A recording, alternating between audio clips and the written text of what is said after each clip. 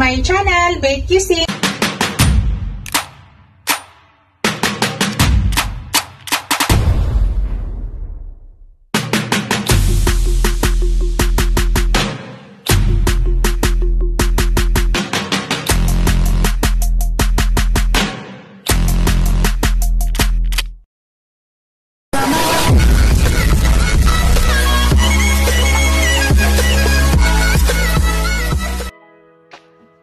Hello guys, to this video guys ay magluluto ako ng pork giniling. Ayan po yung ating pork giniling guys with chicharo. Ayan. Yan po yung ating chicharo guys. Tapos with bell pepper. Ito yung mga ingredients guys na aking gagamitin para sa aking ginisang giniling with chicharo and bell pepper. Ayan. Yan po yung ating bell pepper guys. Yan po yung ating onion, garlic, pork giniling, chicharo. Gagamit din tayo mamaya guys ng ground black pepper. Tapos ang gagamitin ko yung oil guys ay olive oil. Pero it's up to you guys ha kung nasa inyo yan. Kung gusto niyo ordinary mantika, pwede naman. Gagamit ako ng liquid seasoning at saka salt. Yan. Yan yung mga ingredients guys na gagamitin ko para sa aking ginisang giniling with chicharo. Pero guys, umpisa na natin sa pagluto. Yan guys, nagpainit na ako ng pan.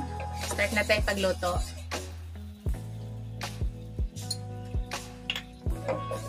Na mainit na, maglagay na ako ng olive oil. Nasa iyo guys ha, kung pwede naman gumamit ng ordinaryong mantika. Sa akin kasi gusto ko ngayon olive oil ang ilagay ko.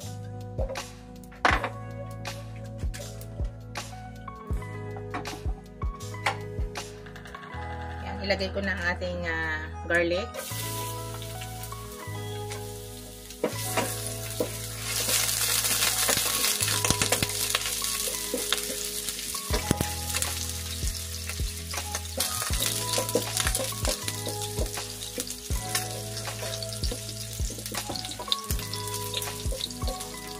I-mix na natin ang ating onion guys.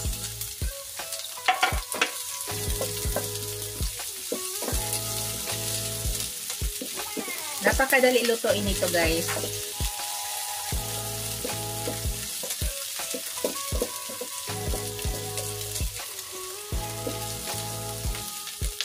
So, hintayin na natin nga maluto yung onion.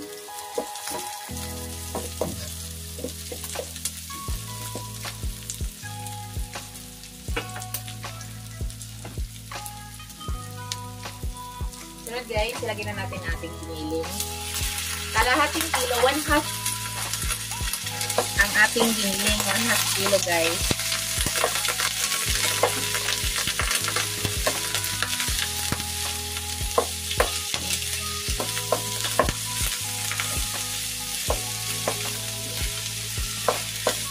Ang paggayat ng ang pagiling ng giniling guys ay hindi ko siya masyado pinadurog. Ayaw ko ng durog na durog.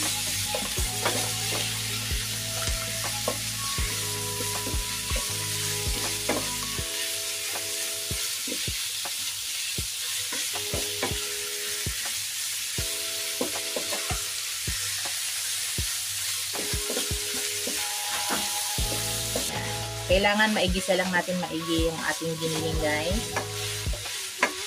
Hindi ko pala napakita kanina guys, gagamit din pala ako ng konting oyster sauce sa pinakita ko kanina sa inyo, wala yung oyster sauce, gagamit ko ako ng oyster sauce.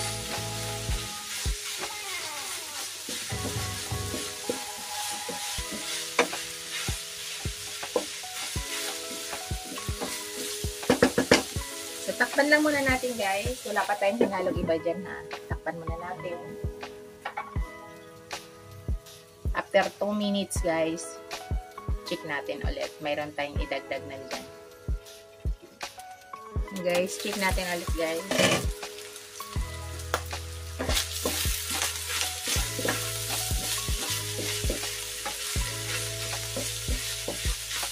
Nag-brown natin kaunti guys. Yan. Madali lang siya lutuin. So yung gamit ko palang meat guys ha, 90% laman, 10% lang yung taba.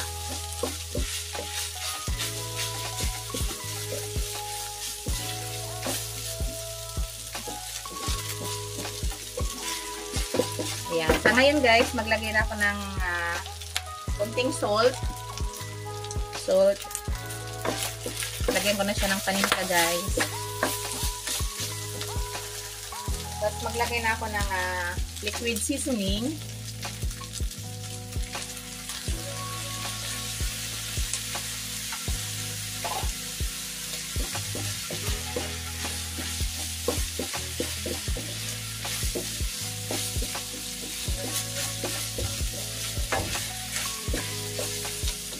Tapos maglagay na ako ng konting oyster sauce.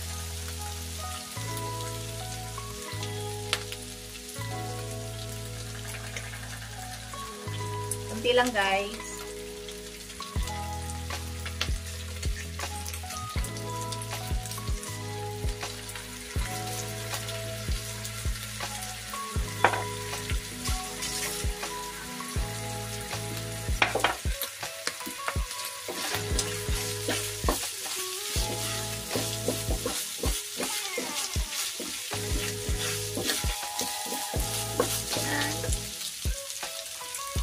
Tapos maglagay na ako ng a little bit of tubig. Kunting tubig lang guys ha. Yan.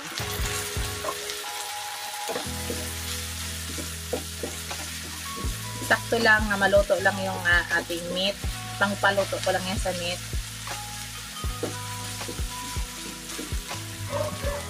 Yan. Takpan ko muna guys. Tapos 3 minutes. Check natin ulit.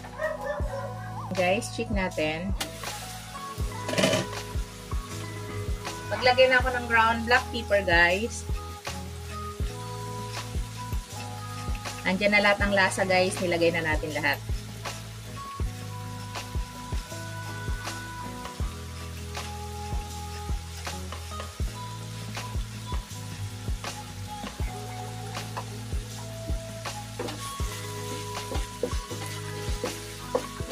So, nakita nyo, guys, wala siyang taba, no? Kasi ang taba nito ay 10% lang.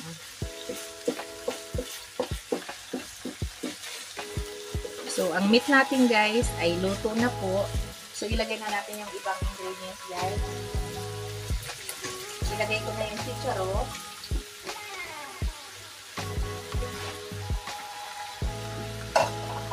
Ilagay ko na yung bell pepper. Halo-halo na siya lahat guys. Gusto ko sa chicharo guys, pag kinain, crunchy pa. Napaka simpleng menu nito guys.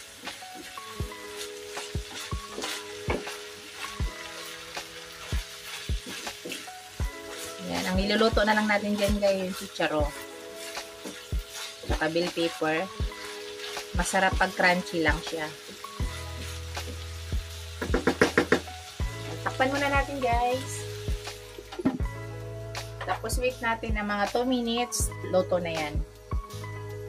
Guys, check na natin. Wow. Ang bango guys. Check ko yung chicharo guys kung luto na siya. Yan. So, luto na siya guys. Iyan na yung ating ginisang giniling with chicharo and bell pepper. Patayin ko na yung ating apoy guys. Shout out pala sa aking mga members, aking mga supporters, ang aking mga subscribers, ang aking mga viewers. Maraming salamat sa inyo lahat guys sa walang sawang suporta. Thank you so much. Shout out din sa aking asawa na sa Yambo, Saudi. Ingat ka dyan palagi daddy. I love you so much. Ito na po ang ating ginisang giniling with chicharo. Yan na guys. Yan yung ating finished product. Yan na po. Thank you for watching. Don't forget to like, comment, and subscribe to my channel. Bye guys! God bless us all. Bye!